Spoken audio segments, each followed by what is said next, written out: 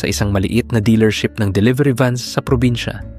Magkasamang nagtatrabaho sina Carlo at Jomar. Araw-araw, may iba't ibang taong pumapasok. Sa lugar na iyon, mahalaga ang bawat customer.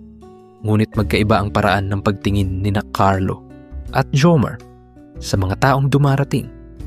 Si Carlo ay palaging magalang. Kahit sino pa ang pumasok, binabati niya ito ng may ngiti. Nakikinig siya at nagbibigay ng malinaw na paliwanag. Para sa kanya, hindi mahalaga ang itsura ng tao. Ang mahalaga ay ang pangangailangan nito. Naniniwala siya na bawat tao ay may dahilan. Samantala, si Jomar ay iba. Mabilis niyang sinusukat ang isang tao base sa itsura. Kapag maayos ang damit at mukhang may pera, agad siyang lumalapit. Ngunit kapag simple ang pananamit, madalas ay hindi niya ito pinapansin. Para sa kanya, mas mahalaga ang oras kaysa sa pakikipag-usap sa mga taong mukhang walang bibilhin. Sa araw na iyon, pareho silang papasok sa trabaho, nadala ang kanilang paniniwala. Hindi nila alam, may darating na magpapabago sa lahat. Isang umaga, tahimik ang dealership. Kaunti pa lang ang pumapasok na customer at maririnig ang mahinang tunog ng mga sasakyang dumaraan. Sa gitna ng katahimikan, may pumasok na matandang lalaki. Simple ang kanyang itsura. Kupas ang kanyang polo at may bakas ng putik ang sapatos. Halatang galing siya sa bukid. Dahan-dahan siyang naglakad papasok. Tila nag-iingat sa bawat hakbang. Tumingin siya sa mga delivery van. Isa-isa niya itong pinagmasdan. Parang may hinahanap na sagot. Napansin siya ni Jomar. Saglit niya itong tiningnan, saka umiwas ng tingin. Sa isip niya, hindi ito bibili. Kaya't hindi siya lumapit. Ngunit napansin din siya ni Carlo. Agad siyang naglakad papunta sa matanda. May mahinahong ngiti. Magandang umaga po, tay. May maitutulong po ba ako? Bahagyang tumango ang matanda. Tahimik, ngunit seryoso ang kanyang mga mata.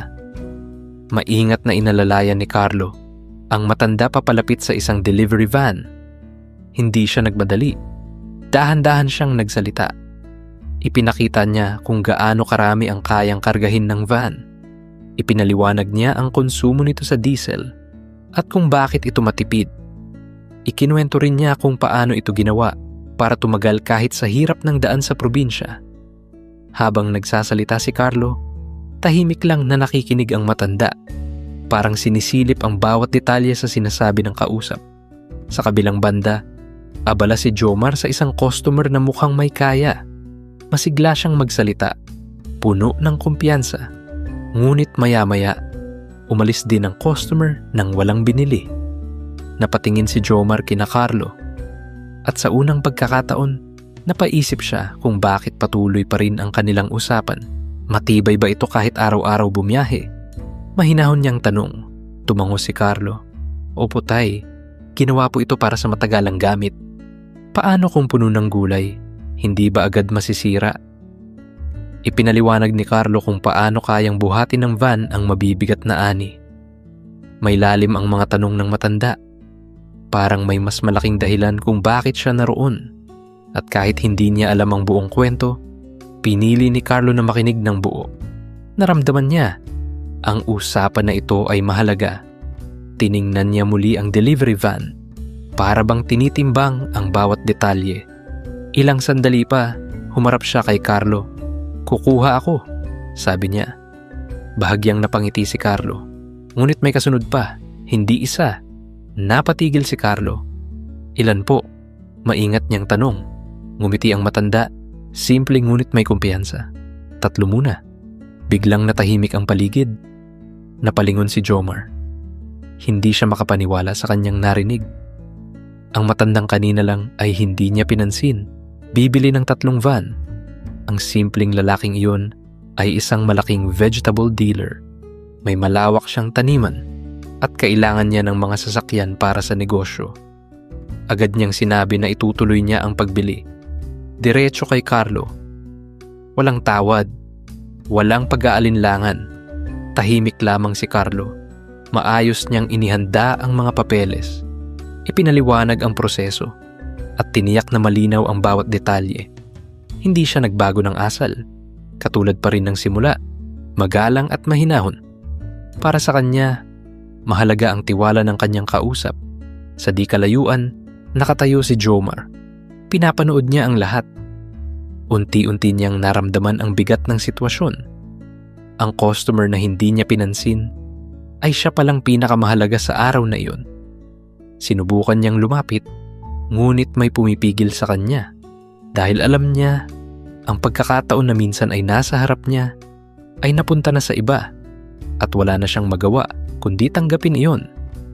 Habang inaayos ang mga papeles, tahimik na naupo si Jomar sa isang sulok. Hindi siya makatingin ng diretsyo. Sa kanyang isipan, paulit-ulit na bumabalik ang nangyari. Naalala niya kung paano niya nakita ang matanda at hinusgahan sa unang tingin. Ngayon, malinaw na sa kanya ang lahat. Hindi lang siya nawalan ng benta, nawalan siya ng pagkakataon. Sa labas, isa-isa nang inilalabas ang mga delivery van. Bawat isa ay tila paalala ng kanyang pagkakamali. Tahimik niyang pinanood ang mga ito. Walang galit, walang ingay, tanging pagsisisi lamang. Natapos ang araw na tila karaniwan lamang, ngunit may iniwang mabigat na aral. Habang papalayo ang mga van, tahimik na nakatayo si Jomar. Sa kabilang banda, si Carlo ay nanatiling simple. Wala siyang ginawang kakaiba. Tinrato niya lamang ang isang tao ng may respeto. Doon na unawaan ni Jomar ang isang bagay na hindi kayang ituro ng kahit anong training. Ang tunay na halaga ng tao ay hindi nakikita o nasusukat sa damit, sa itsura o sa unang tingin. Minsan, ang pinakamalaking oportunidad ay dumarating ng tahimik, nakasuot ng simpleng anyo at hindi humihingi ng pansin. At kung hindi ka marunong tumingin ng patas, madali mo itong malalagpasan. Mula sa araw na yun, nagbago si Jomar. Natutunan niya na sa mundo, ang respeto at patas na pagtrato ay dapat ibigay sa lahat nang walang pagpili, kahit walang inaasahang kapalit. Maraming salamat sa pakikinig. Huwag kalimutang mag-like, share at subscribe. At samahan kami muli sa susunod na kwento.